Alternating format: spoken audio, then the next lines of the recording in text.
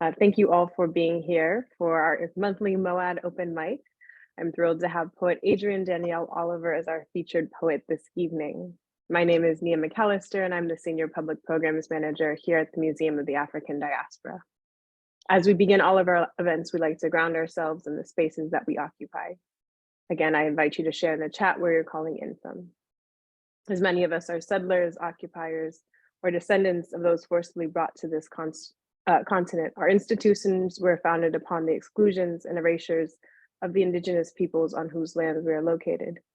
Moed occupies the unceded land of the Ramaytush Ohlone peoples. We pay our respect to the Ohlone peoples and their elders, both past and present, who have stewarded this land throughout the generations. We encourage everyone to learn more about the native lands that you occupy by visiting nativeland.ca. And that's a resource that I'll share with you in the chat. So for those of you who are new to our open mic space, I'm just going to kind of explain the history and what this space is. This is a space where we invite everyone to bring your full selves, your full spectrum of feelings, experiences, and perspectives, everything that shapes us. In this space, we can start to use art as a way to connect with each other, to find comfort and joy. And as we always have been, I continue to emphasize that we center respect in this space. We invite and include everyone, and we continue to amplify Black voices. So we're, again, so thrilled to have our featured poet, Adrienne Danyelle Oliver, here this evening. So we'll begin the event with our first half of our open mic readers, each reader having 4 to 5 minutes to share. In the midway through the event, Adrienne will have her feature, and then we'll close with our remaining open mic readers. And with that, I think it's my honor to introduce our first open mic reader, Dante Clark. Welcome up. Peace, family. Good evening. Good evening. Good to be here. Good to share. I'm gonna share 2, I believe they're short pieces. They kind of knew that I've been just jotted down some notes a couple of days ago. So I just want to, you know what I mean, share a little bit of that. We'll count the shattered glass and collected raindrops with the bottom scoops of mud sands from the lopsides of our backseats.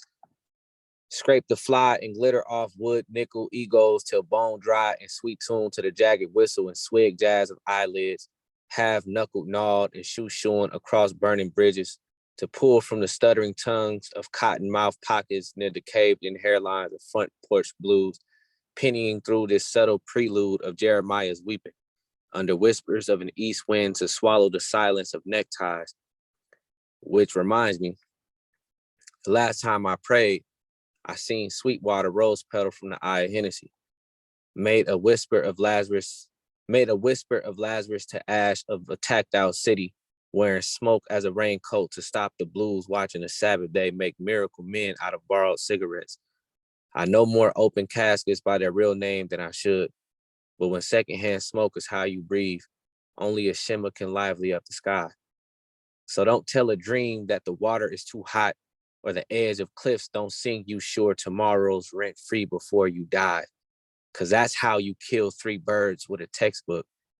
But I pray that you let the song sing and leave the skeletons to be in charge of feeding the earth its what-ifs and step out of the confession of liquor bottles, repenting for its slander of honey milk and first fruits, while we will all circle up and call a lie a grave to its face.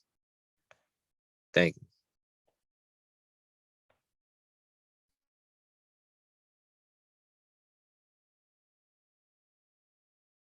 Thank you so much. That was amazing, as always. Next up, I would like to invite up Yeva Johnson. Welcome, Yeva. Thank you, Nia. I'm so happy to be here. I have 3 short poems and a little music, as I usually do, but just a little touch.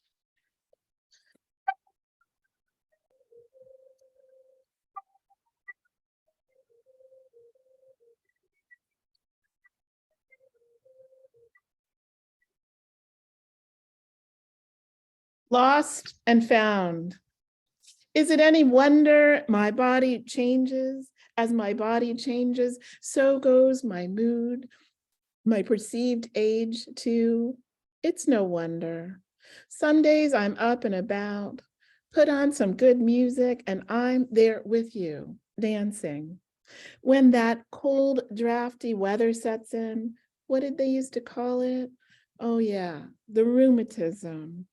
That'll slow me down real quick. Back in my 20s, it used to feel like I was 80, but now it just feels more and more familiar.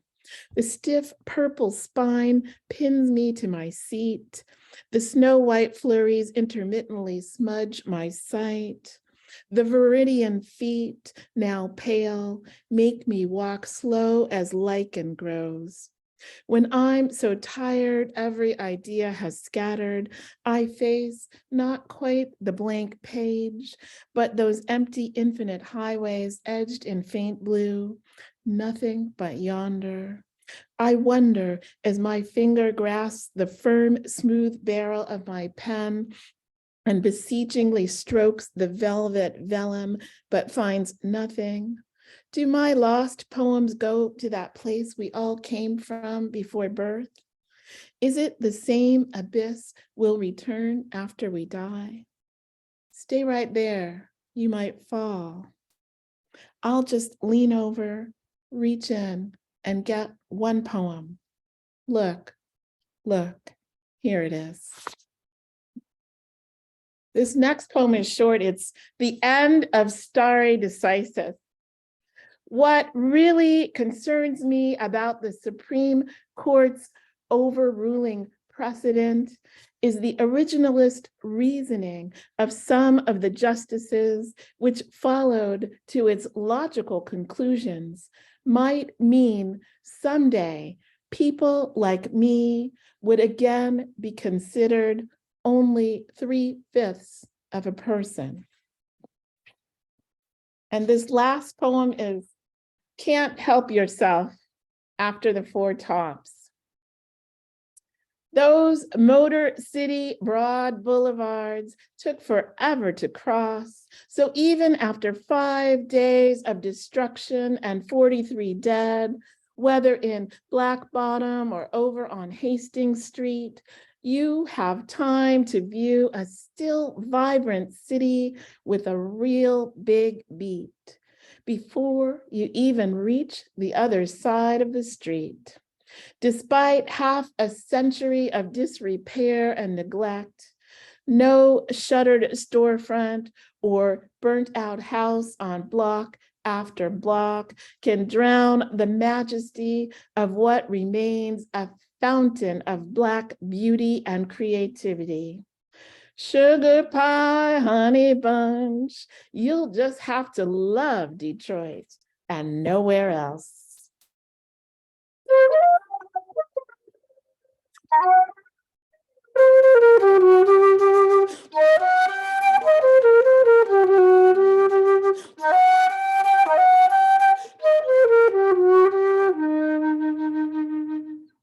Thank you. Thank you so much, Eva. That was so beautiful and lovely as always to hear your music and your poetry together. Thank you so much. Next up, we have the wonderful Tarita McKell. Welcome up. Wow, I was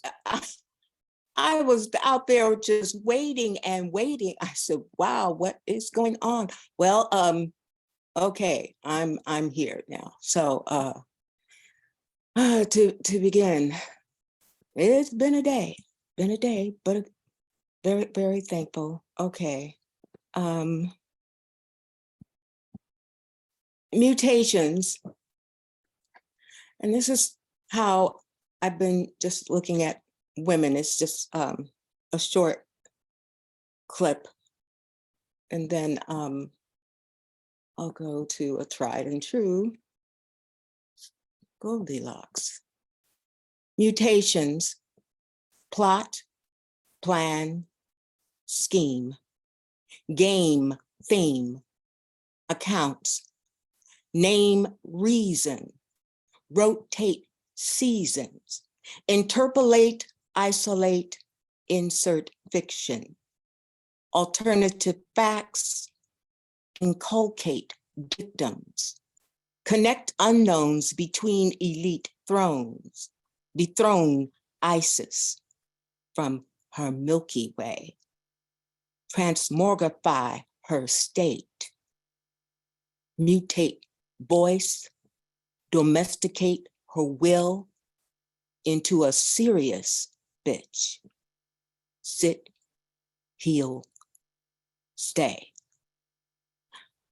I don't think so.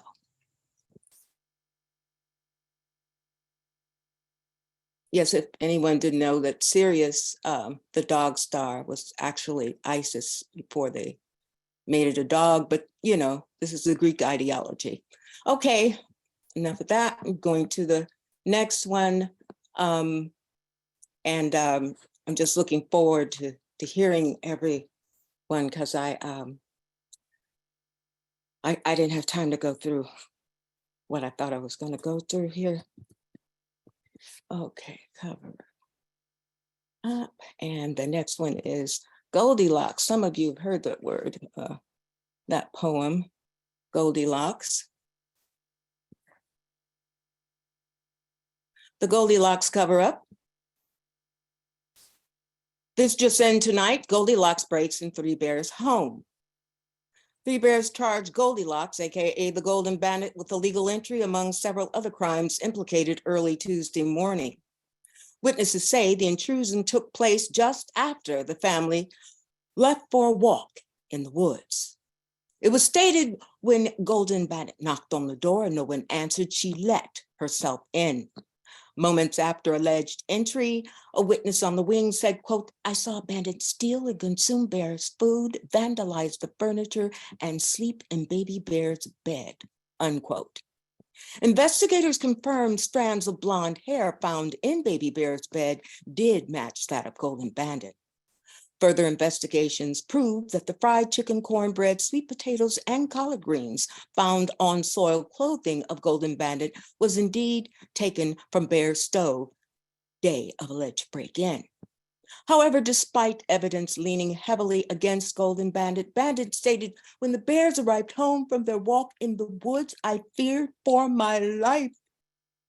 A witness on the prowl confirmed Bandit's accusation, stating that he in fact saw Bandit steal or flee from Bear's home, screaming repeated allegations of rape and attempted murder.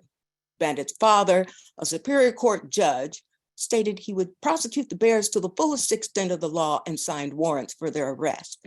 Mr. and Mrs. Bear, held in Mad Polytrick County Jail, sued Golden Bandit for illegal entry, theft, vandalism, loitering, and defamation of character. The Bears also sued for reparations they claim is due for injustices such as these reoccurring in their family's history for the past 500 plus years. Sadly, however, Child Protection Services have placed Baby Bear in foster care until courts can further decide whether or not Mr. and Mrs. Bear are fit parents to raise baby in a safe, healthy environment. That's it for tonight. This has been the BWYB News saying, we tell the truth about the fairies on your tail. And then the last piece, oh,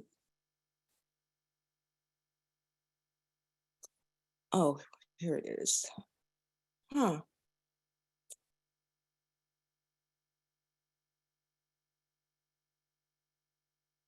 Okay. Holy Ghost, where heavens bank on earth, shorelines, mothers, where tides rise and break by sun, moon, and stars, and children come forth as birthed ships, prophets of immortalities.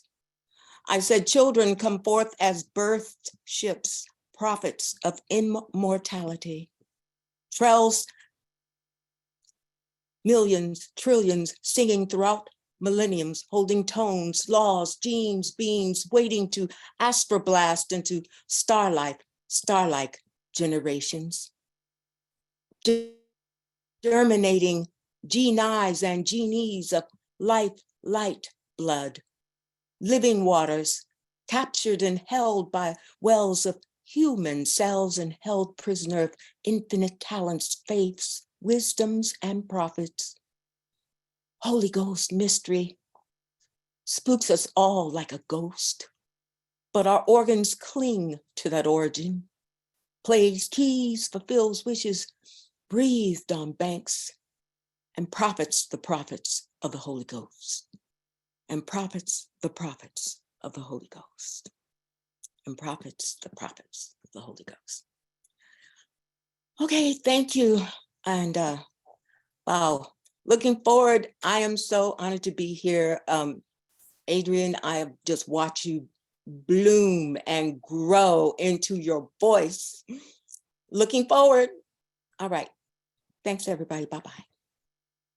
Thank you so much, Tarita. That was beautiful as ever. And that repetition at the end, just that lingers with me. Thank you. Thank you. Next up, I would like to invite Sarai Bordeaux up to the mic. Welcome, Sarai. Hi, everybody.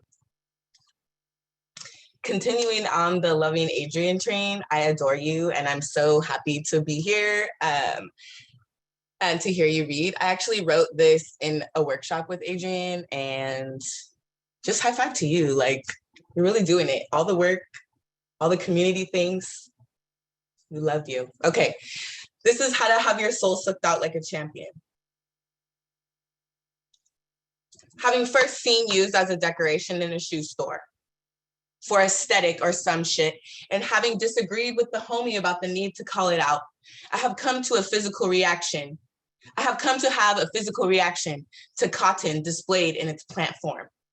You know, a reaction like in your head when you understand something fully, but don't really know why, like that, but in my body, adding chips to my shoulders without permission, adding yet another trendy decoration to the list of relics violently introduced, stolen, and then sold back, like our favorite songs in those commercials, you know, our culture, the one blamed for everything, now used to sell everything, literally everything. I've been obsessed about this for a little bit.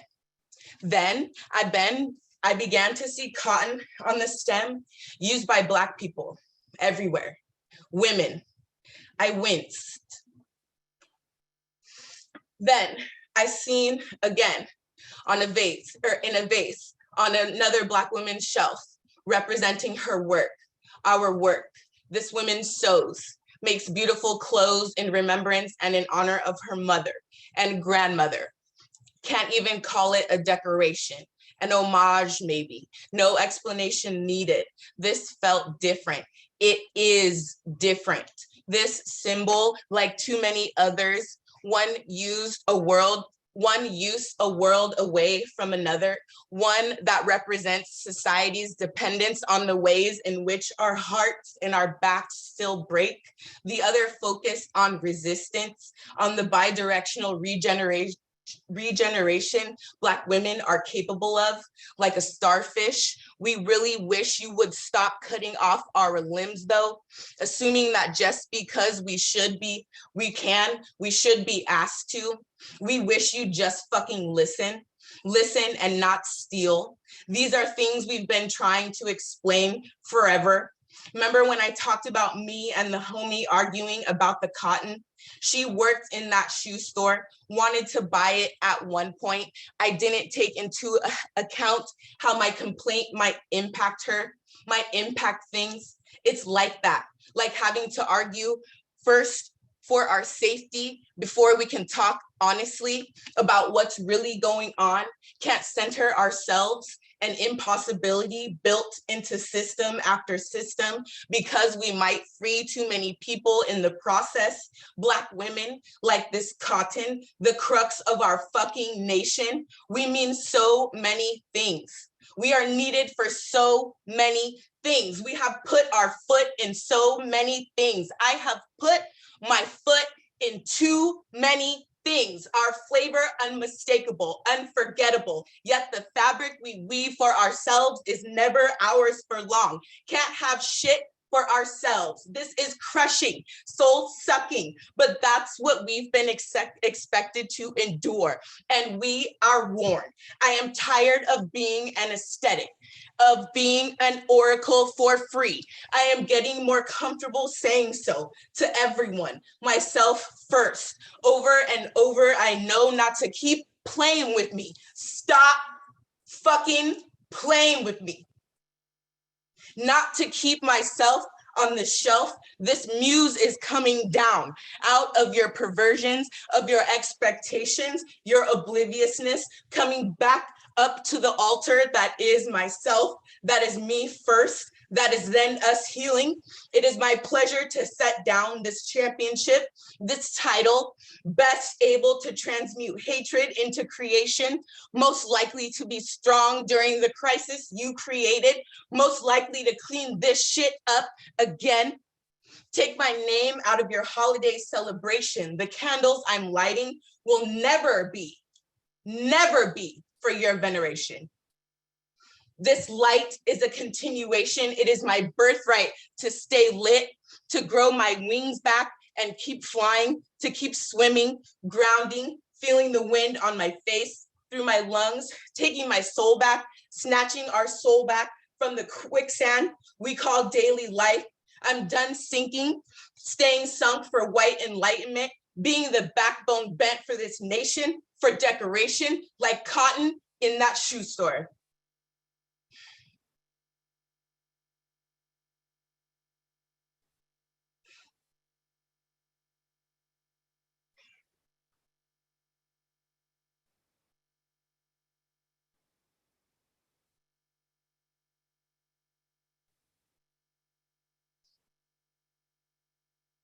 Thank you. Wow, wow, wow. Thank you so much, Sarai, for that piece. I feel like I'm out of breath. That was incredible. Thank you. Next up, I would like to invite Raymond Nat Turner up to the mic. Welcome, Raymond. Oh, hello, Nia and company. Let's see if I can get situated. I'm going to try and I have uncharacteristically 3 short pieces. I'm going to try and see if I can get it through. The first is called Scouting. Scouting, waiting, dreaming, daydreaming of the Hollywood Bowl, where a painter had splashed stars all over night's navy blue canvas. And we were so insignificant in the grand scheme of the painting and its sovereign clarity, its ultimate status, its one-upmanship. Waiting, dreaming, daydreaming of navy blue pants, shirts, caps, and gold scarves of Cub Scouting.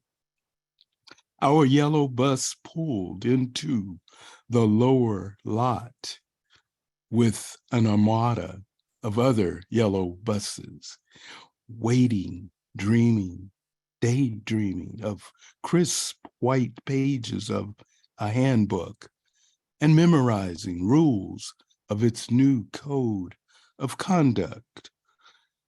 It's one for all for one way of being in the world. Our yellow bus pulled into the lower lot with an armada of other yellow buses, waiting, dreaming, daydreaming about tents and knots to be tied with a great new navy blue crew. Our yellow bus pulled up and parked among the armada of yellow buses.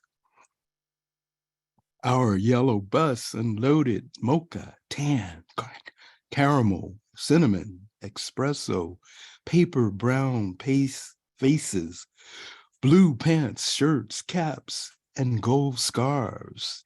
When suddenly the awful rain of rocks fell without warning from a lot above, fell with weaponized cries, "Go home, chocolate drops," saying yellow buses, gold scarves, navy blue pants, shirts, caps.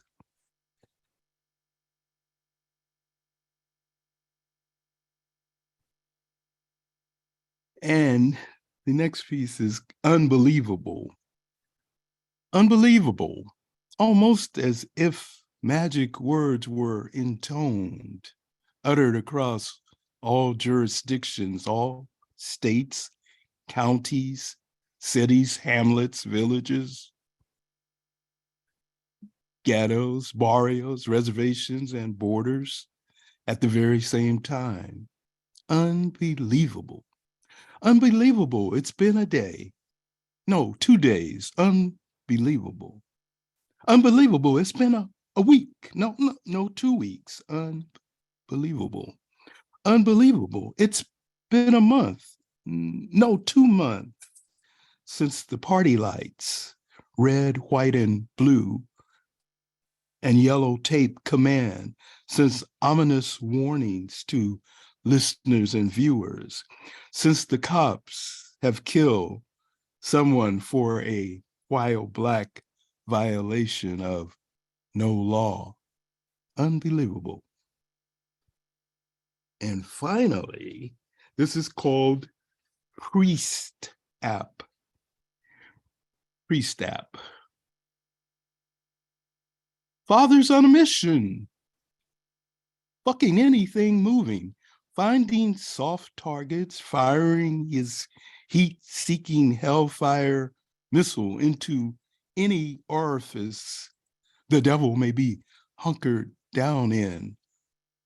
Father, weaponized, is waging his one-man war on sin, putting himself in harm's way. The bell tower's his black site. He puts boots on the ground, shorts on the ground, panties on the ground, practicing enhanced interrogation.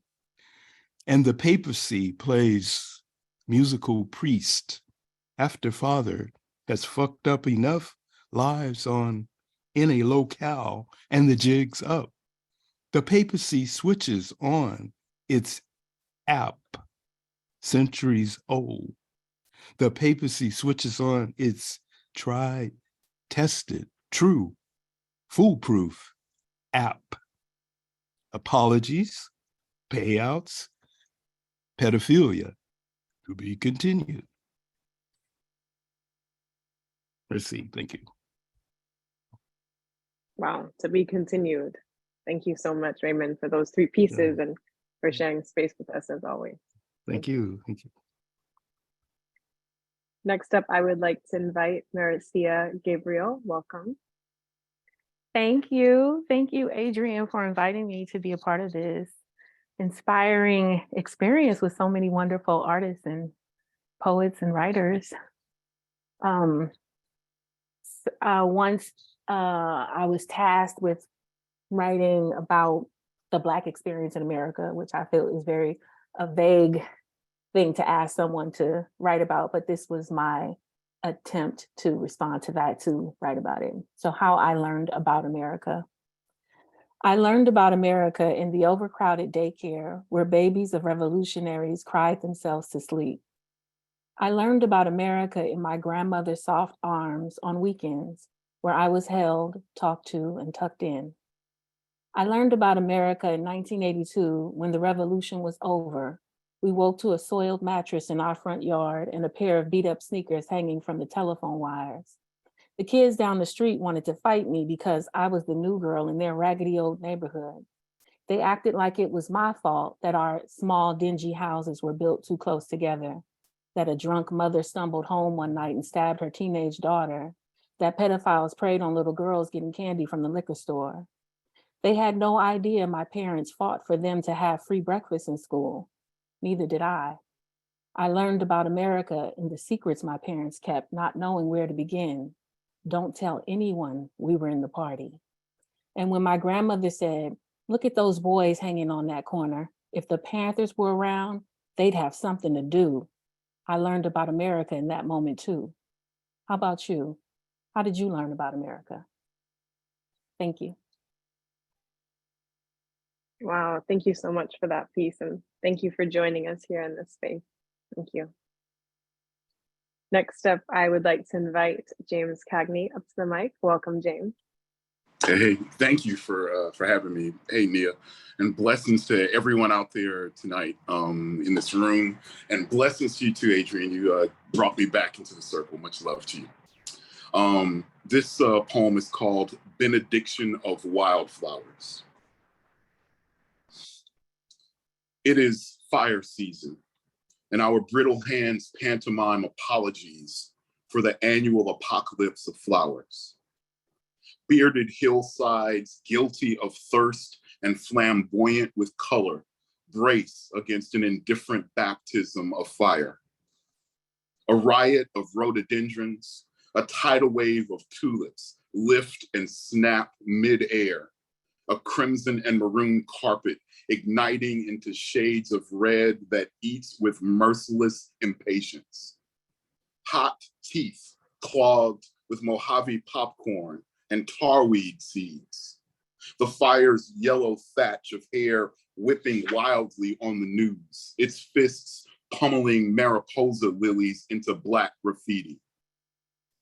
Jesus walked on water without support of lotus leaves, but had no conversation for fire, no sermons, no laying on of hands to chill, just bunching up the hem of his garment against its scarlet ember fingers. The sun bashfully conceals its razor smile behind a folding fan of smoke. The benediction of wildflowers, their prayers overruled. A congregation of perennials dissolved beneath the erasure of the Holy Ghost. Let the church's windows be stained with the blood of crushed angels' trumpets, sky lupine, Douglas iris, blue flax, the air choking from the confused afterlife of their pretty ghosts. Flowers never advance to corpse, just ash. Only burned roses can forgive God's deafness to prayers and panic. Wildflowers that understand the scripture of stillness dream sunlight in their nitrogen-rich beds. And if I could, I want to run through this real quick for you, for wherever you happen to be next week. This is "Memory is a Worthless Antique." Our sideboard's seasonal climbing wall of pies, its gradient scaled in brown sugars from tan to cedar cinnamon to chocolate brunettes, hypercoagulated fruit punch, wine rich yet clotted with sugar instead of gin, because mama had had enough of drunks by summer's end. Pickled beets, jalapenos, chow chow, plum jam, black-eyed peas, green beans, okra, candied yams. Our house a continent of aromas. The room's chatter chewed down to the bone. Reverend Grandpa, his evangelical cousins, their crown of prayers anchoring our table with grace. Taking up the hand of one seated on my left, our skin fuses into a hydrangea drowsy with color, our human bouquet to God. This holiday basilica, its twin domes of upside down pineapple and coconut cakes, our year of long distance phone calls reduced to a compilation of rhyming hungers, gestures ecstatic, mouths chewing symbols for infinity. The sun sips color from a blushing sky, eases into its night bath. Candles, chandeliers offer a benediction of light over the warm cemetery of our dining room. Harvests of gold, umber, and orange flake into a blizzard of dead seedlings. A trail of crumbs from kitchen back to garden, germinating into a neglected memorial. Time blurs the eyes of memory. Hair faints white through doomed skin. All right, thank you guys very, very much. Much love to you, Adrienne. Oh, thank you so much, James. The way you can take us to a very specific place or a specific smell, incredible, incredible. Thank you. Thank you so much. Next up, I would like to invite Landon Smith up to the mic. Welcome, Landon. What's up, y'all? Shout out to Adrienne. As soon as I saw Adrienne was the feature, I signed up. So definitely had to pull up for Adrienne. Adrienne is like the most supportive poetry community member ever. She pulls up to everybody's readings and shows. She supports everybody. So I'm glad everybody's here supporting her. Y'all know I don't do much preamble, so.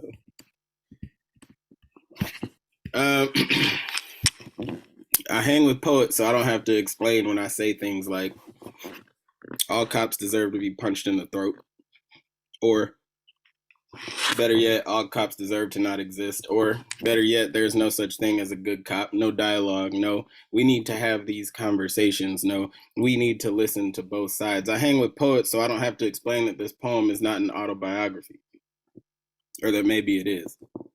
When I say on Tuesday, I got loose tongued and called a judge out of his name, then kicked a squad car dead in the chin, broke every bone in that hand holding the Bible that I would not swear on, and reiterated that I meant all disrespect, did not bite my tongue knowing viruses are airborne, that when I shot that cop last Thursday, it was not an accident, that in a perfect world, all cops would be toilet paper, and my pen is not state sanctioned, so this is violence you must condemn. Must tell me my poems send the wrong message, that I am okay to bleed 56 minutes on an unhoused tent's pillow. Unarmed ain't done shit for me. So I swore to make the next one a fair fight. Message to the grassroots, vinyl scratching in the background. And if this is gonna be the last time I step in front of this mic, be sure to let my dead body say something to you on my way down. And on the other side of that coin, still got you praying to $1. Alphabet raids taking hold under night rain. And I heard if they come for me at night, that smile won't save you in the morning. This bunker smells like 1845 plantation soil, and I drag past palm grass between my toes onto this Florida shoreline. Neither one of us supposed to be here. Light shows in my last breath, stolen breath, commodified breath, plucked into a white crowd not sure when to clap, or if to clap. If I say, whiteness killed my family forest and sold the trees for December, carved the legs from the brooms I jumped over in secret, hid my whole being before the tenderloin became scary, and Fruitvale became sleek, and before military became a romance language on colonized tongues, silken soliloquies about drone strikes and state-funded press clippings giving Zionist speeches without even slapping a knee, cracks in the sidewalk talking in broken voices every day saying there's only half a life left on this side, long as the freeway plays defense smog in my kid's back pocket got repurposed as lead soil for vegetation saying if you gonna die thinking you all right, said that sidewalk to my other body saying I left my last one under the freeway and nobody checked the tent for 72 hours. 72 hours told my mother I was responsible for my headstone was forgettable and that my poems will only be landmark or body bag. Body bag declared no speaking anymore to the children poems, no. No speaking to the cleaver in that right hand poems, no. No speaking through hoop earrings just to see the streets widen to let white kids walk home not burdened. Burden that there's no gavel on the pothole, and yet on this side of the freeway, death sentences still spill over into the hunched shoulders kids fill their backpacks with while climbing home from classrooms. Teachers only stay in to get loans forgiven faster chance talking about underserved communities, but when we gonna start talking about the overserved heaving platitudes like we drew these city maps heaving platitudes like we put these bodies on top of each other. Other solution means unmarked graves next to a bus stop, shame for the smell poverty spit on itself. Caught myself being vulnerable on purpose once. Put it in a poem and made this audience second guess if the trauma was mine or secondhand. Mine or the second hands. Mine or the second hand to hold you up and say, I told you so. The first set was the black woman you walked by. Told her being grandiose ain't never got nobody nowhere and organizing ain't gonna do shit but a blue pen will. I thought y'all were tired of the first 12 decades. This time is different. That Pelosi poem pushed y'all too far. That protest sign got you a feel-good moment when the last one ain't done shit either. You know, this is why I don't step foot outside the fields. The souls start yelling and I can't hear myself think. Might slip up and become vulnerable again. Catch me on stage and be the last time you ever see me without cement touching my left shoulder. This empire reigning coat hangers every day at 6 a.m. By 8, another virtue signal pops up on the lawn. Talks about how it was deceived. How 4 walls and a wire transfer are connected, disconnected me from the sand under my feet last time I fell asleep in this promise, and I ain't making the same mistake twice. Dreaming in Kwame Ture ain't enough. When the revolution comes, I'll be damned if I'm not dead by Wednesday, and a podium not trying to sell you a line about how all poets do is lie. Again, shout out to Adrienne. Appreciate y'all. And yeah, all love to Adrienne, all love to Nia, all love to Moab and everybody. Thank you so, so much, Landon. You leave nothing behind in those poems. Thank you. So I'm going to share a couple short pieces and then introduce our wonderful feature for this evening. Quick preface, these are recent free writes and the poems will tell me what they want to do soon. This first one is entitled Roundabout. You took yourself the long way to recover what had been swindled from you. It's a long game, you say. I'm a patient man, you say. You are a forgiving one, I say. There are few things that can be replicated without a watermark, without an instruction manual hidden in your bottom drawer. I'm a handyman, you say. These fingers know how to make themselves useful, you say. You are a magician, I say. If you've been to a place, you must know how to come back. Haven't we known each other before? I'm a time traveler, you say. I never retrace my steps, you say. You've never been good with directions, I say. And this next one is entitled Limbo. I'm a time traveler. Walk me to daybreak. Take me to the corner where music drags out from under the doors of the dance floor. Let us sway in and out of memory to the tune of yesterday's poetics. Let us linger in the 3 a.m. stillness just a little bit longer. Down here, we can't wait for what comes next. Look how the moon stayed out just for us. It's funny how night plays tricks like this. Doesn't it feel like we've been here before? Is it just me, or does the body hold sunrise like a wavering candle, with hesitation and ease, an expectation that who we are in darkness might slip away too soon once day breaks? Show me how you count your steps, so I may remind you there's a few more on the way to flying. Thank you. And with that, our wonderful feature for this evening, Adrienne Danyelle Oliver is a poet, educator, hip hop scholar from Little Rock, Arkansas, currently living in the San Francisco Bay Area. She enjoys writing about the intergenerational healing and has published 2 chapbooks, The Body Has Memories from Nomadic Press and Collective Madness from Finishing Line Press, which include these reflections. Part poetry, part memoir, these chapbooks are beginning of a liberation she hopes to witness among all bodies harboring historical trauma. Some of Adrienne's favorite authors include Maya Angelou and Toni Morrison. When she is not writing, Adrienne is reading historical fiction and watching documentaries. She's also an intuitive creativity guide for other Black scholars working to get a narrative set free. Welcome, Adrienne. Thank you. Oh my goodness. Oh, that's everything read was so beautiful. Thank you for being here. I'm going to read some poems from The Body Has Memories mostly, and end with one poem from Collective Madness. And I also have my singing bowl here. I don't know if you guys can hear it, but I may use that just to collect my breath in between poems. And we're sitting with this question: what is the role of poetry in liberating trauma from the body? And I just want to acknowledge that it's very challenging to do, and I may breathe a little along the way. So this first poem is an invocation at the beginning of The Body Has Memories, Sage. Sitting with my pages, ages from the sages, sage is burning, a turning in my bones. Fire this time, feeling just like a Jones. Mama on the phone, spitting these lines about days long gone. Shut up in my bones. Sometimes my neck hurt and I think I see a scar. Back in time so far. How it get here, starting in my back, shackling a clack, clack, clack. Take a picture, sell a postcard from the edge of my black. This universe verse in my past life I rehearse. Curtain call from the hearse. The words I speak are hers and hers and hers. Sun shining, new day. What my ancients got to say. Use the fuse in me as a light. Ashe.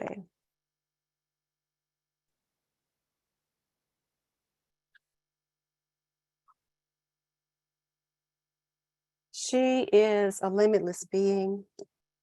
They tried to break her with chains, with words, with the DNA of a heartbreak embedded into her body. Mama's heartbreak. Mama's heartbreak. Mama's heartbreak. Mama's heartbreak. But she smiles and smiles and smiles like a Black man in blackface fighting for his dignity. She has to reach way back to the Nile to remind her to smile. While time traveling in between this present and her past Africa, she sweats to transatlantic, centuries beating up at nape of her neck. The year is 20 something something they telling her now, or is it 1968 or 1863? She thought we already done been through Reconstruction, but her body feels contorted from squeezing behind a whites only counter, standing over her son's open casket funeral, being bombed with her 3 friends, being shot in her apartment. She forgets what day it is because the lifetimes just run in together and they want her to be on time in this time. To wake up from her dreams and feel like she actually slept where her body lay while her fugitive spirit was in flight.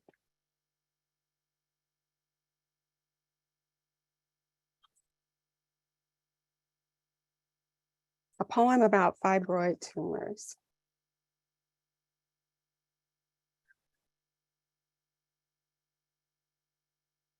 The Black woman body carries Africa in her womb. And this womb remembers cargo of body waiting to be crucified or set free. Remembers how the strongest cargo, knowing death is freedom, jumped from the ship and returned as angels. Remembers that the remaining, with eyes adjusted to darkness, nose to the smell of despair, cultivated another strength to pray for these angels, to save them. My belly carries ghosts, a returning, a watching over corpses and living bodies. I learned to shrink as an accommodation, shoulders developing knots from squeezing closed around lungs, pumping restricted breaths. And when the white lady doctor tells me I need to have a hysterectomy, I understand that what she is really telling me is that all this body looks weary from the long voyage, and she don't understand how an African womb stretched across the Atlantic and crucified can still want to bring forth life, can still commune with hope. I listen to white lady doctor and I read her intentions, her right to vote, her pussy hat marches. It's all very well intended, but no, she will never understand the plight of Mother Africa to African American, battered, terrorized, dispossessed. Tears and Black boy coffins turned, Black girl church bombings turned, blood in the Ferguson streets. Because it's cotton picking season in Mississippi, Alabama, Missouri, Minnesota, Georgia, Texas, everywhere in America. And like slave ship, my body carries life and death. Rotting carnage and breathing captive suffers the most damage, knows it. She, the universal Black womb, is crying out in chorus. And the white lady doctor's response is hurried suddenly after 400 years, rip out the Black womb, toss her in the hazardous materials bag, and matter-of-factly, she offers these Black hat solutions as if talking to a child anticipating doves. I have other options besides this illusionist show. One, I can live with bleeding and bleeding and bleeding and blood in my streets. I mean, blood in my sheets. I mean, blood in my sheets. Two, I can be cut with her help, have tumors removed, empty into the ship in America, a land of the free, and try ignoring the smell of death. Try sweeping this remnant of clinking shackle to these corners in my mind, but it's cotton picking season year round in America's soul, and ain't no amount of cutting gonna cut that out. And what harm is damaged cargo in a ship on fire, a ship full of cancer cells breeding ghosts? Still, I decide to dance. Still, I decide to dance with my troubled womb on haunted waters.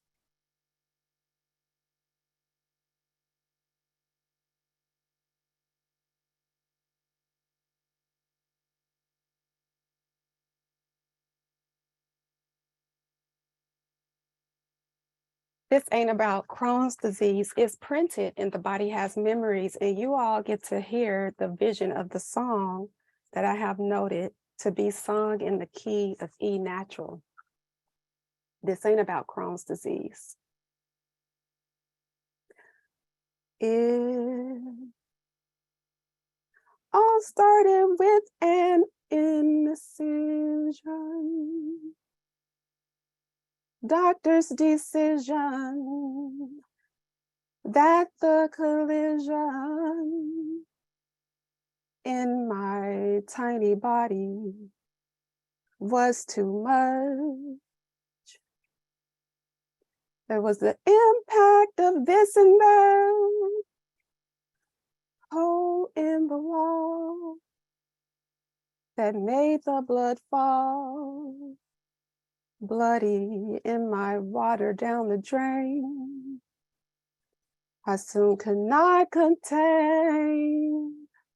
I called my sister's name. Angel A, Angel A, Angel of light.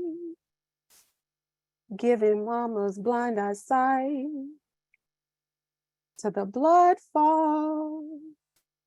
Bloody in my water down the drain. So much pain when the healing began.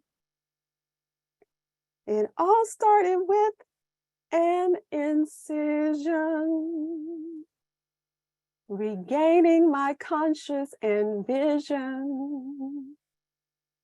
I raised my gown, saw the precision, staples in my belly down a line.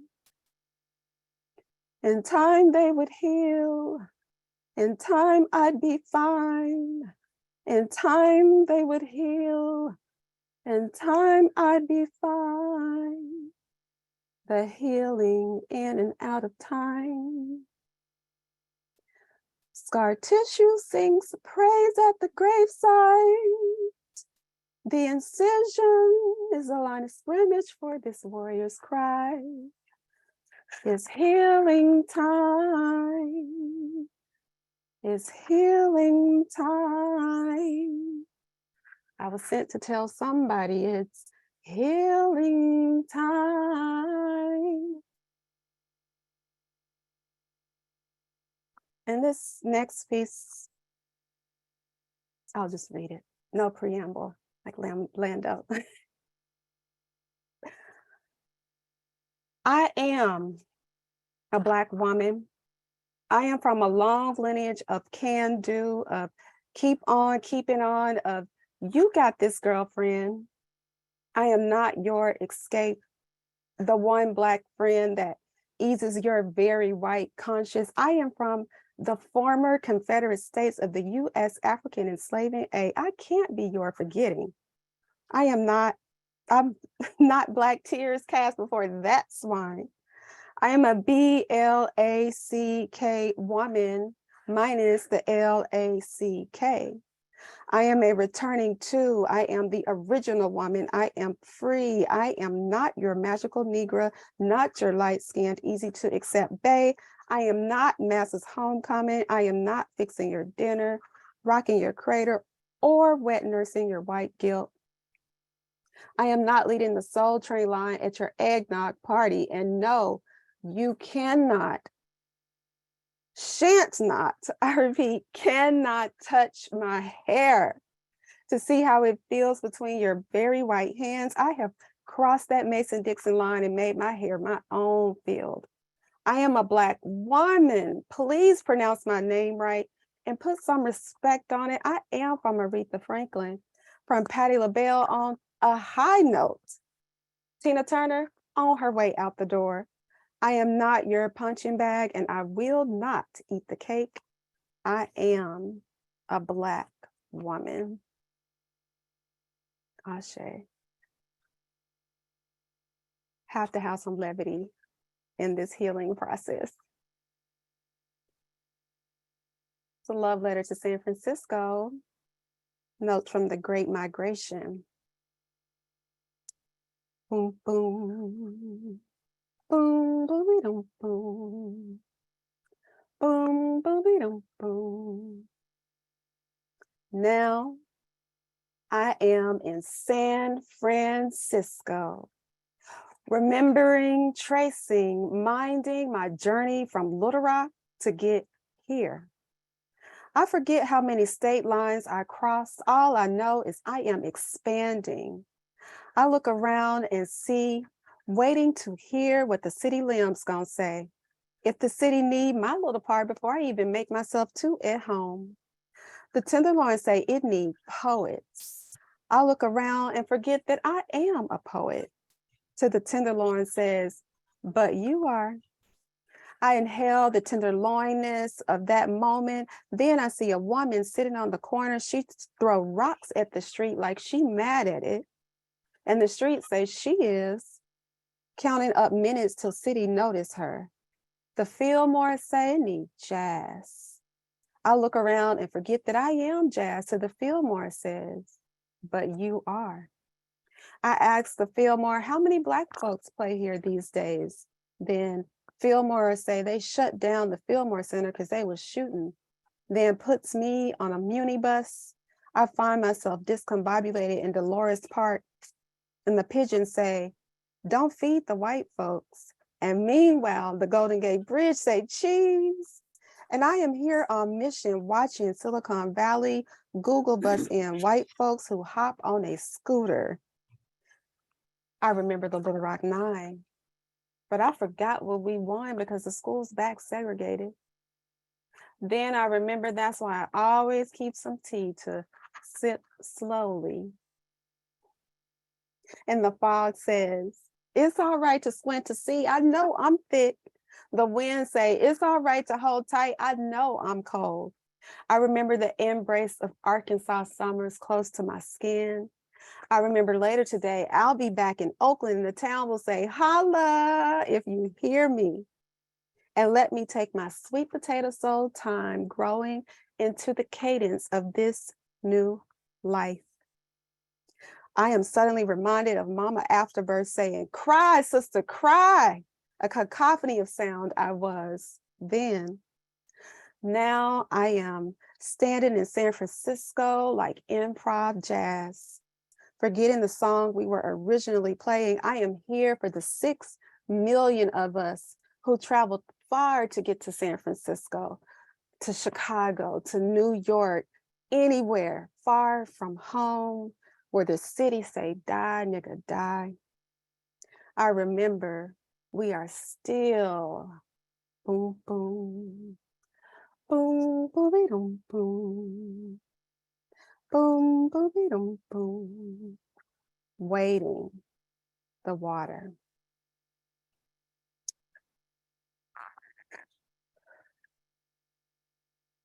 And I'm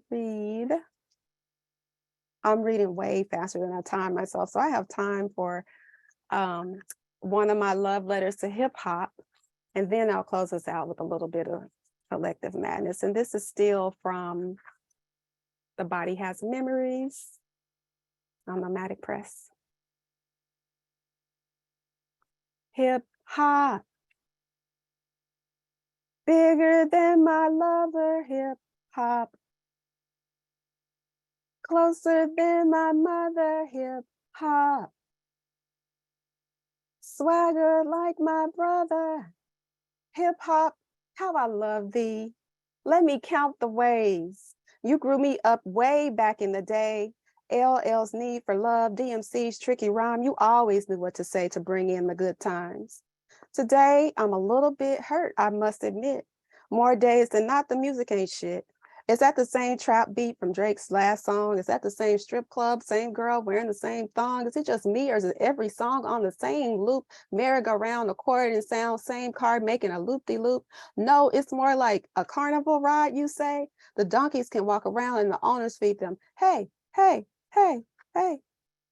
Yeah, you might be right. There's more freedom than I think, but that still don't change the fact that played out broccoli stinks. Hip hop, oh hip hop, can you please help a sister out? I still be needing you to be that rhythm-filled drum shout. Wake up from your played out school days, your pill popping weekend haze. I need some realness sprinkled on top of my 808 bass to protect my peoples from displacement. And where do I go? I'm more than one golden era nightstand. Ain't I still a woman though? Hip hop, oh hip hop, please hold your sisters near. If it wasn't for us, the underground wouldn't be here. So if hip hop be the Black superpower, which one it be? The ability to walk through walls, the power of instant visibility? How about the power to blend in with the white no matter what? Or the power to walk unheard through our darkest night? Hip hop, oh hip hop, please hold your sister soldiers most near. For it is us who need you most, who always hear. Hip hop, you my boo. Why ain't I your bae? Is it because I refuse the trends of the day? No boobs, no weave, no butt implants to date. No strip club, no Molly, no red cup making me fade. Just me and my Black body stripped bare to my little toes. Holding it down for my boo, though he act like he don't know.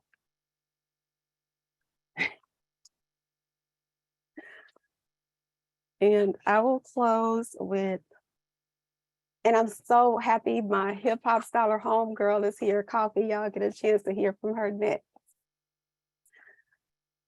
So I will close with Queen Mother from Collective Madness on Finishing Line Press. You reading this, you love me because I am a survivor. I bleed, I sweat, I breathe the pride of Africa. I am God's love when my womb grows. My skin splits and a new birth happens. Babies cry like trumpets, light of the earth. My baby daddies are scattered in the eastern wind, chilled in the underworld of the west. I stand from north to south, stepping in to raise kingdoms. My scars, creation story, my tears compounding dirt into diamonds, my heartbeat oxygenating the earth, my veins, rivers connecting oceans. I breathe, you live. I breathe, you live. I breathe, you live until we die. You cannot live without me, your mother, your sister, your nurturer, your life giver. Without me, the earth is void. And in my last minute,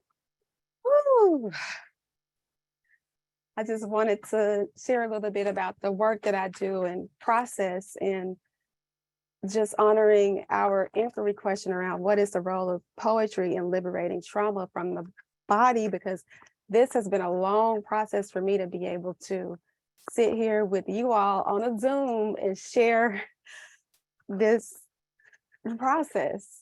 And I have to give a shout out to my community at Eastside Arts Alliance, Holla Back, and the Patrice Lumumba Writers Workshop, being a space to hold some of that like Mama T said, she's been there to watch me just go through the different levels of being able to share some of the trauma that I am getting out of my body through writing these words.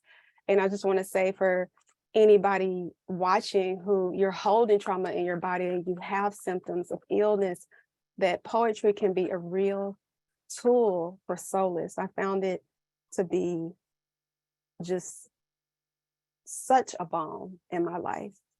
And that's my 20 minutes. I could go on and on about the healing powers of poetry. And I do healing and writing workshops. If anybody's interested in going deeper in this work with me, I'm here. You can find me on Instagram, Dr. Adrienne Danyelle. Thank you so much. Thank you so much, Adrienne, for all of those poems, the vulnerability, the process also. I think that's so important, and I appreciate you sharing that. And please do maybe drop your website or ways that folks can follow and keep up with your work.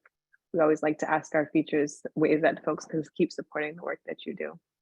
So thank you for that treat. That was absolutely delightful. And I know I'm not alone in saying that we could listen to you for hours and hours. That was beautiful. Thank you. Thank you. So I'm excited. We still have our second half of our open mic to close us out this evening. So I would like to invite up Coffee Davis. Welcome up. Thank you for having me. I am in Little Rock, Arkansas right now, originally from Oakland, California.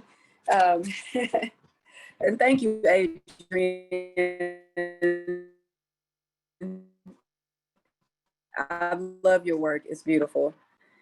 So I'm gonna do a piece called We Return to Our True Selves, the ones that we've been searching for in the wilderness of self-doubt, validation from others, imposter syndromes, and expectations of everybody else. An awakening that we're collectively experiencing disrupts those who benefit from our lack of self-love.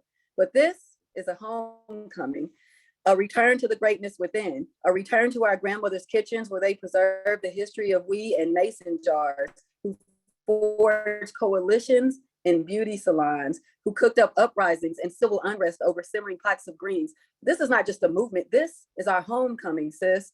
Breathe in infinite possibilities and exhale limitations, that constant flame of courage and resilience that continuously burns, waiting for our great return, the creating out of anger and frustration movements that carried by women. You are everything that the ancestors were, yet still something entirely different.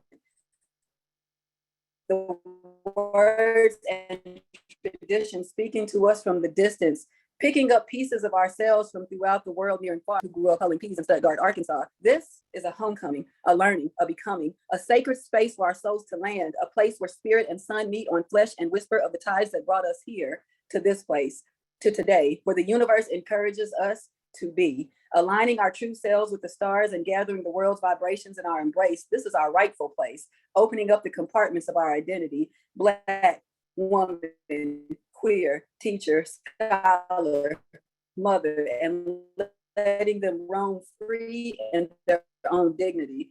We in and feel comfort. This is a celebration of her story, a reunification. Sorry. A reunification with a galaxy of women that we used to be, but whom died in bondage and never knew us completely.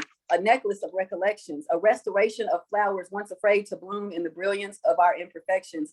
It's the extraordinary laughter that beckons and calls out to the spirits of a plantation child and a Fulani girl in Niger that can hear you calling back to yourself. It's the dancing, the summoning of Kenyan and Tanzanian sacred fertility rituals, the dancing, the twerking, the shaking ourselves loose from the narratives that swim in our subconscious, 1,000 years of love buried in rituals passed on from mamas and grandmamas and big mamas, dancing from the shadows of depression and debilitating pain of past trauma, washing ourselves with a libation of tears from the streets of East Oakland, liberating the youth who never knew that that unfamiliar inner voice begging them to listen is you. The retained aspect of self, it's the drumming, the compelling us to recognize the ancestors resurfacing in our youth, the clapping, stomping feet, the cadence, the beat, the hip hop, the rhythm and blues, the jazz, welcoming us to unpack, naming our children names that invites the past back into our homes. It's the reclaiming of the poetry in our tones, the singing, the liberation of our songs, so we aren't strangers to our own existence, stringing affirmations like love letters around my sisters, realigning ourselves with our infinite knowing. I am my own. I am my own, and this is a homecoming. I just want to read one last one from my book, This Ghetto Politics. I'll put the link in the chat if anybody wants to pick it up. It's called War. I wrote this for a couple of people that I knew and lost. I knew we were at war when Mom fought for her life on the front porch. We watched her crying inside the living room floor. She had too much to, from then on, carried a 22 in her purse, the last resort, cursed through traffic on her way from work. And someone's granny fought holy wars for the Lord, taking children to church like prisoners, armed with the word and religion. She chased away demons with crucifixes, Black women who are enlisted, strapped with ammunition, trekking in 4-inch heels through the tent. Our home like patriots in the honor of dead friends' faces. We are open books with torn out pages and can't move on. War rages on. Our smiles are like camouflage. When 14-year-old boys get dragged out in their drawers, we be Malcolms and Claudes. If we must die, let it not be like hogs. Let it be with gun drawn, hovering over our young like Black hawks. Let them fear us like bronze stars. Though we walk amongst the shadows of death, let them smell the napalm on our breaths. Let this text be like hand grenades of frustration. There's no rules to engagement. War rages on. Like the lady who lost her son in an act of war. He robbed the mom and pop store at rock bottom. Shots fired, and niggas defend empires with guerrilla warfare defiance. Kids got assault rifles for mirror image rivals. They're dying, but red and blue flags keep flying for the deceased. Chevys and Cutlass Supremes line the streets, fuck peace. Battle cries over Tupac beats rally the poor. I knew that we were at war when they kicked in his front door. War rages on. The street became more hostile than Vietnam. The only time the police seem to come is when it warrants him catching the case. His glass breaks. Gas bombs snatch him awake. They drag him out, choking and tase. I watched him the next day with a scarf on his face, cleaning the residue from hate-colored mace, but he couldn't erase the pain inside, and I couldn't tame the wild in his eyes. We ain't got no movement like civil rights, but every day we fight like GIs. And our kids, they fight for Black lives and still smell the funk of carbine, tear gas burning their eyes, buried alive under the weight of the sword. I knew that we were at war. When a girl I knew laid on the floor, bloodstains on her shirt under attack, Tim boots strapped, helmets are Raiders hats, and platinum chain dog tags for women like me who men never write back. We became jean-dressing medics who don't retreat. We offer love letter compressors in the middle of the street. We are the 21st Infantry in a war that some folks refuse to see. Though he lost both his legs beneath the knee, it was me that held his hand in the bush, begging him to breathe for him and for me. We waited on the police to arrive using paper towel gauze and still feel wounded to be carried off and march singing war songs for those that we lost and carried the weight of their caskets on our back. I never signed up for combat and couldn't carry them alone, carrying love letters home from urban war zones where friends lay and explain why hope never came. So I collect my friends' remains and bury them deep in poetic rhymes. But the grief is still 6 feet deep beneath the lines. I can only tell that it hurts when I look in other people's eyes. Because ain't no more pain in mine and ain't no more sorrows. Only the sun shining over tomorrow for those we write for as we remember the ones that were lost at war. That's it. Thank y'all. I appreciate it. Thank you so much for sharing both of those pieces. And I love the rhythm and the movement of both of them. Thank you. Next up, I would like to invite Renee Vargas Zamora up to the open mic. Welcome.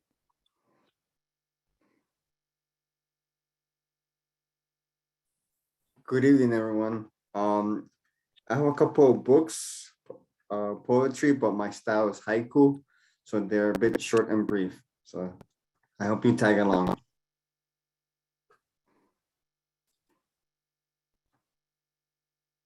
This thickness in the air advances in density, repelled only with your arrival.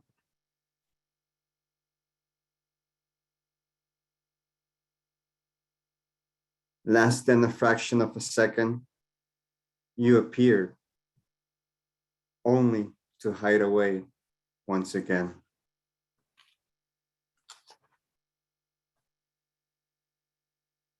A finesse, so gentle and accurate, her breath faces through me.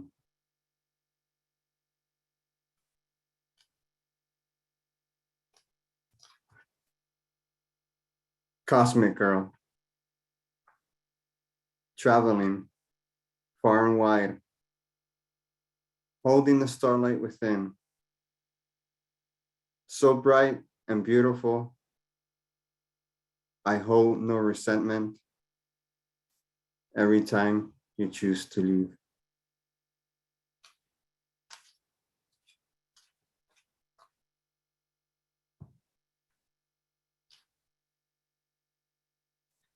Every time I turn to you, I pay close attention to hidden treasures you may speak of.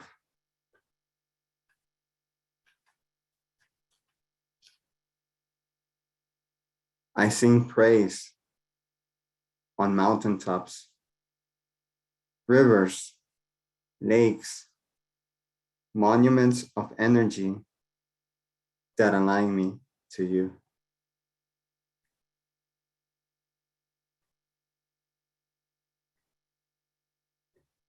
Does the power of this note reveal the level of intimacy I wish to share?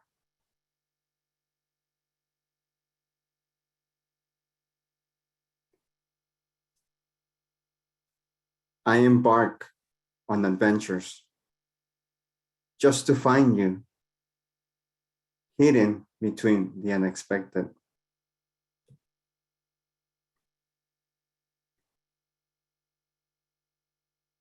I've been thinking about the time I spent with you, that short novel I read again and again.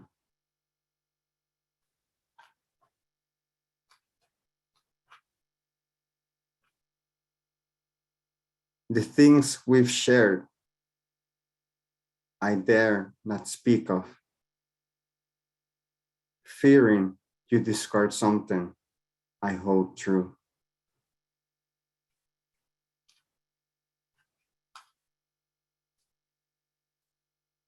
Beloved, I'm aware it would have eventually ended, just like everything else will. This is a universal law. Tell me, did you not also enjoy embracing one another? Did it not make you smile? There was still time to savor something, that which lingers when I approach you. Thank you so much for all those beautiful haikus. Those were lovely. Thank you. Next up, I would like to invite Norm Maddox up to the mic. Welcome, Norm. Hi, good evening. And I'm not overwhelmed, but I am so humbled by the poets that have been reading before me. And that was a wonderful set, Adrienne. Thank you so much. I have a couple of pieces, and I know Nia likes the new stuff. A debt forgiven, maybe. Epigraph. Insecure, a future on credit beholden to paper. Mathematics. Nothing surprises like a long look back into the present. Slavery for striped overalls. No matter what, system gets paid, even when you can't pay. Check your credit tuition ratio. You're worth the risk of not paying back loan on time. A sure bet. Commodify your debt. Trade it like a bargaining chip across the globe. Exponential indifference to the sentient being. Continue to augment on the unpaid balance. Call it interest, like system is interested in your pound of flesh. And here we are still, fighting each other over crumbs, while the oppressor gets paid, selling tickets to your rumble. Better break patterns, not bones and hearts. Focus on alliances more than allegiances. Better not be attracted nor distracted by one-upmanship of whose trauma is worse. Suffering in this system will always spin in the background. An irreparable past will not be remembered by forgotten dreamers. Reparations will never be paid because there will never be enough paper or green ink to print the money ancestors are overdue, never to be paid for fear of being mistaken for accountability. Never ever an apology. Next piece. Incantation number 2.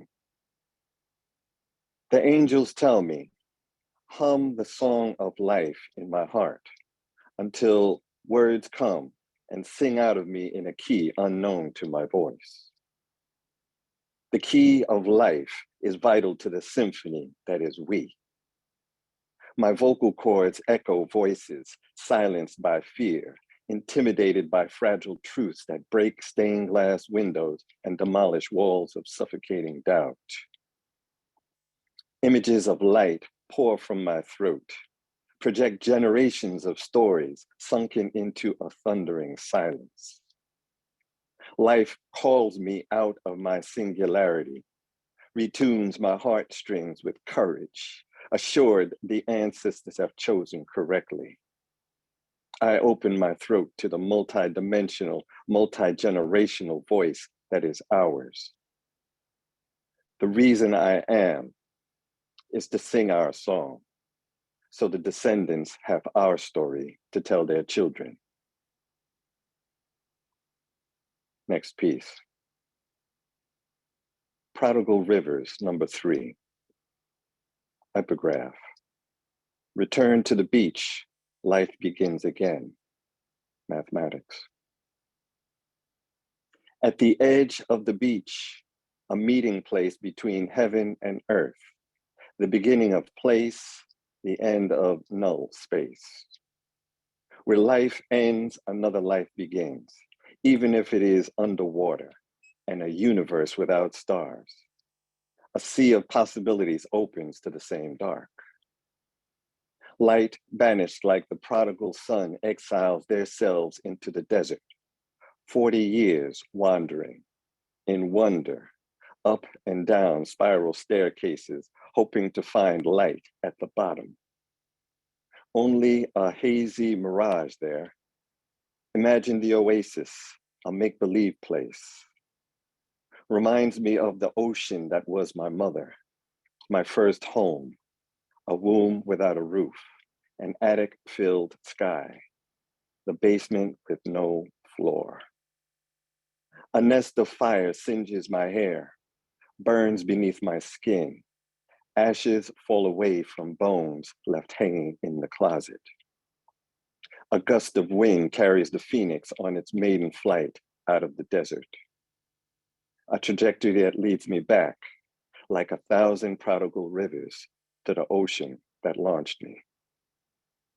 Peace. Wow, thank you so much, Norm. You know I love the new pieces and the old pieces too. I love all the pieces. Thank you so much for sharing those. Next up, I'd like to invite Zakia G.E.K. Park. Welcome, Zakia. Thank you, Nia. So good to be here.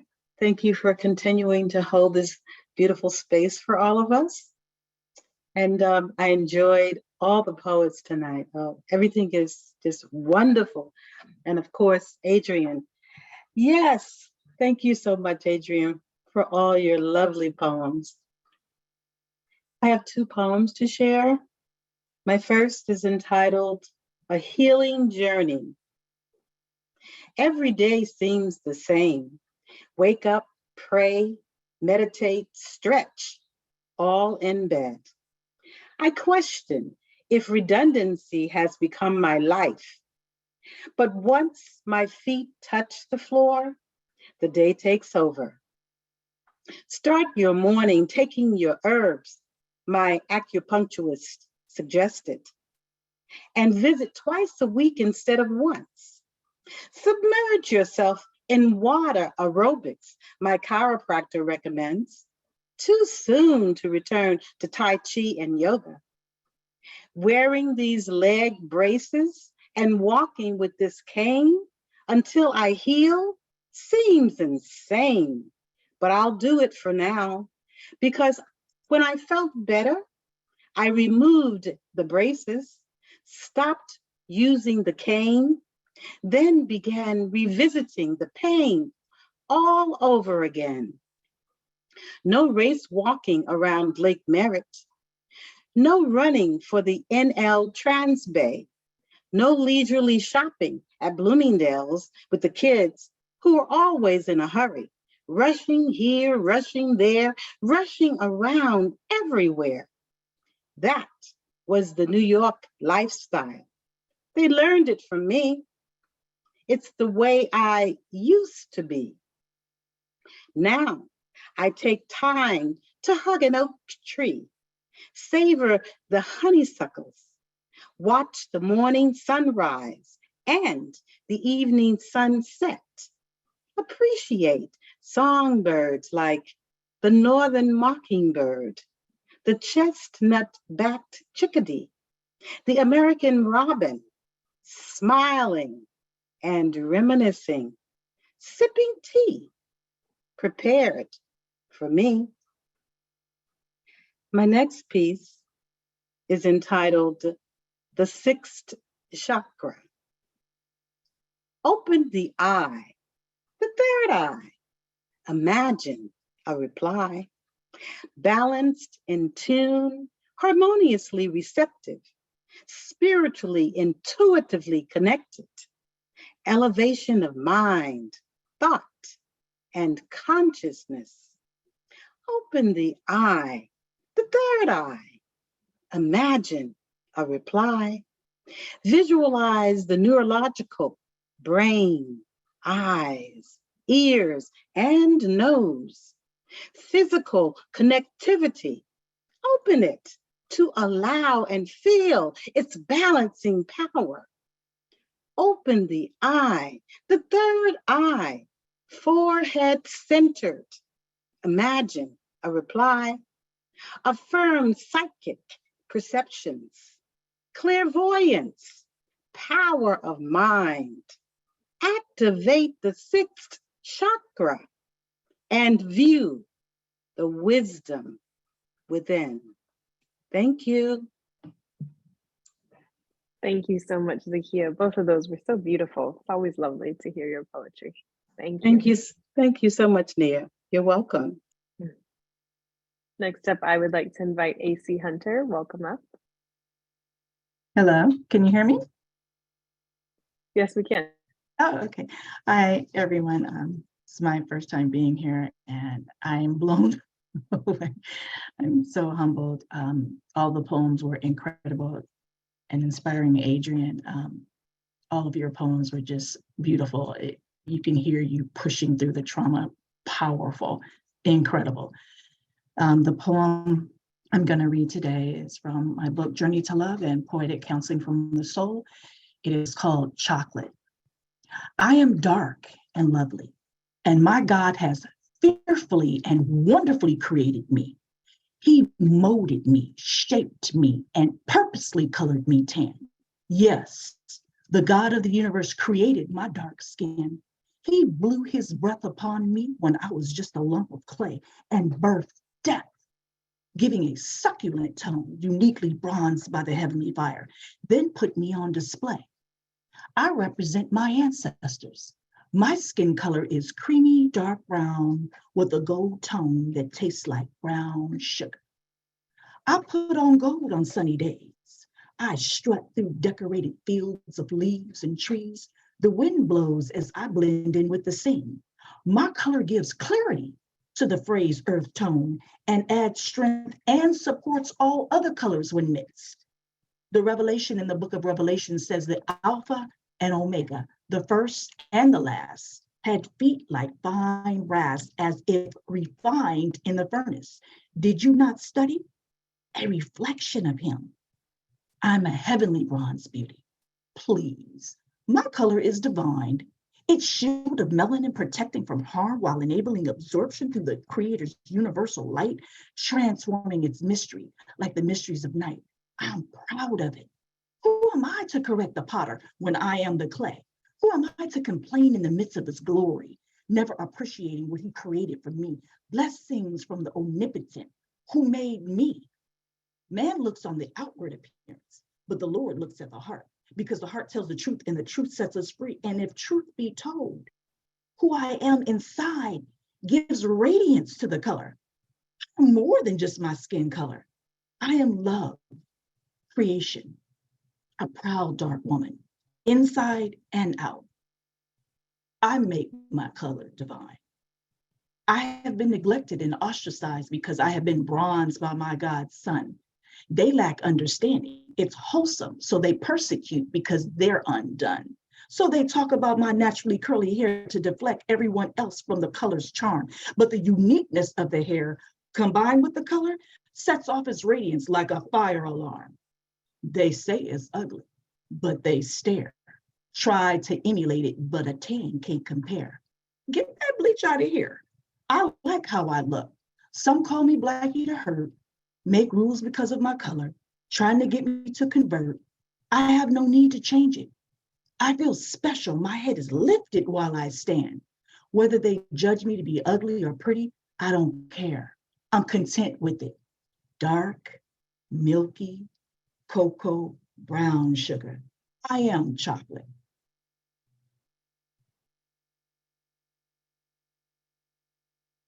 Thank you. I am so honored to be here. Thank you. Thank you so, so much for that beautiful poem. And it's wonderful to have you in this space as well. Thank you. You're welcome.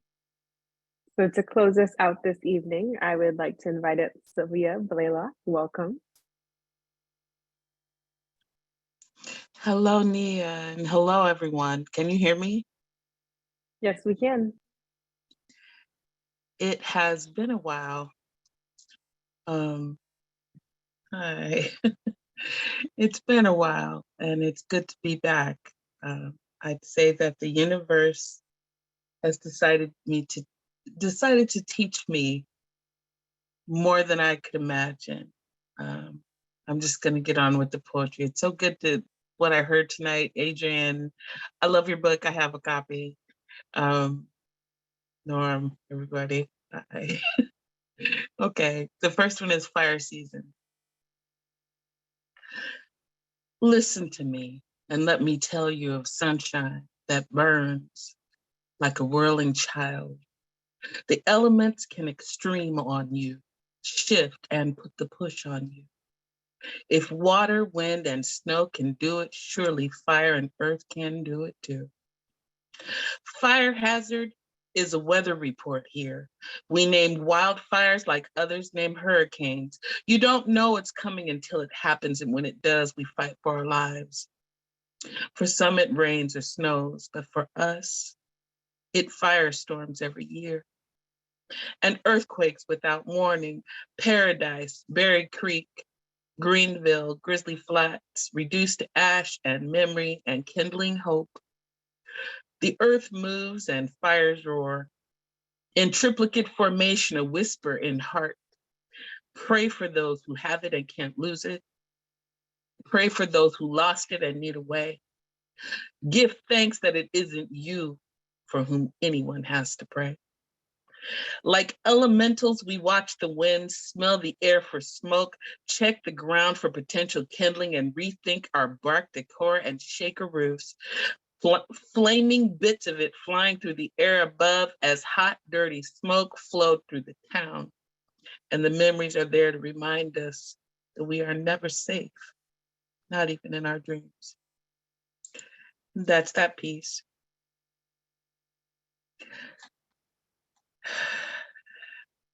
The next piece is dedicated to my grandmother. I'm only going to do part of it.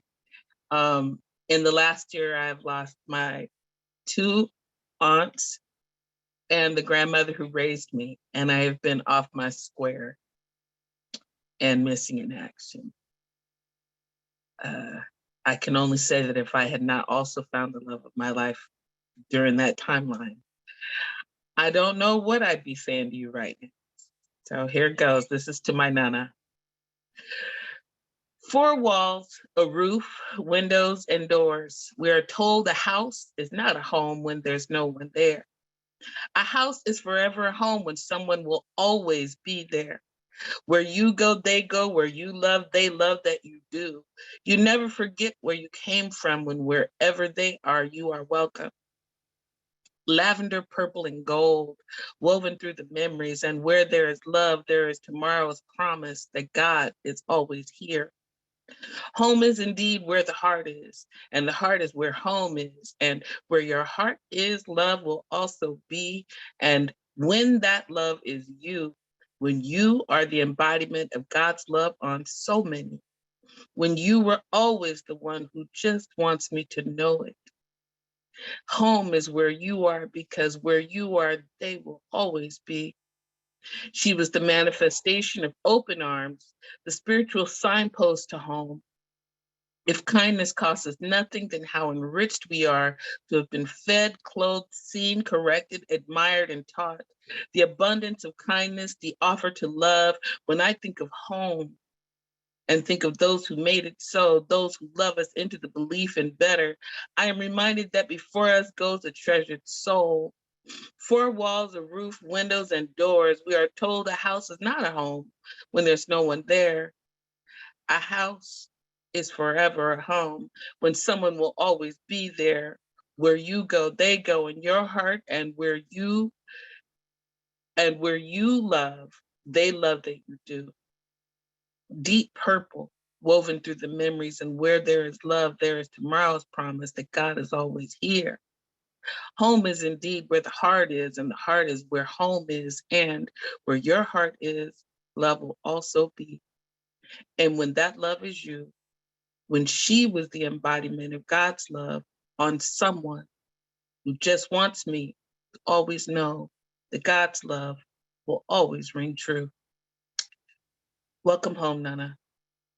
Thank you.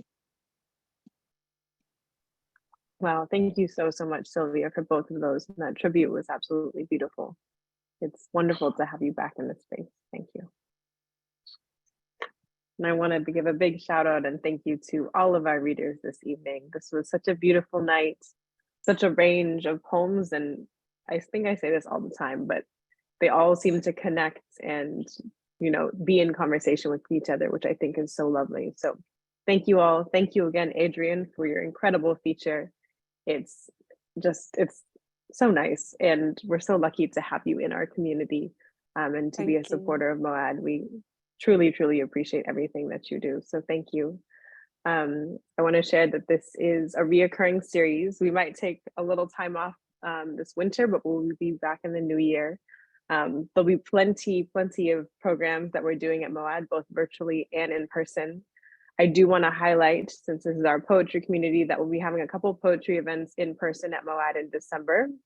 We're really lucky to have Nia McAllister as one of our poets in residence this fall at MOAD, and there'll be a closing reading featuring Tarita Nefertiti Asante, who's our other poet in residence, and Tania Lunsford Links. This will be happening on December 14th in person at MOAD. I would love for all of you to be there to support the work that they've been doing and support their partnership also with the Ruth Asawa School of the Arts with youth poets.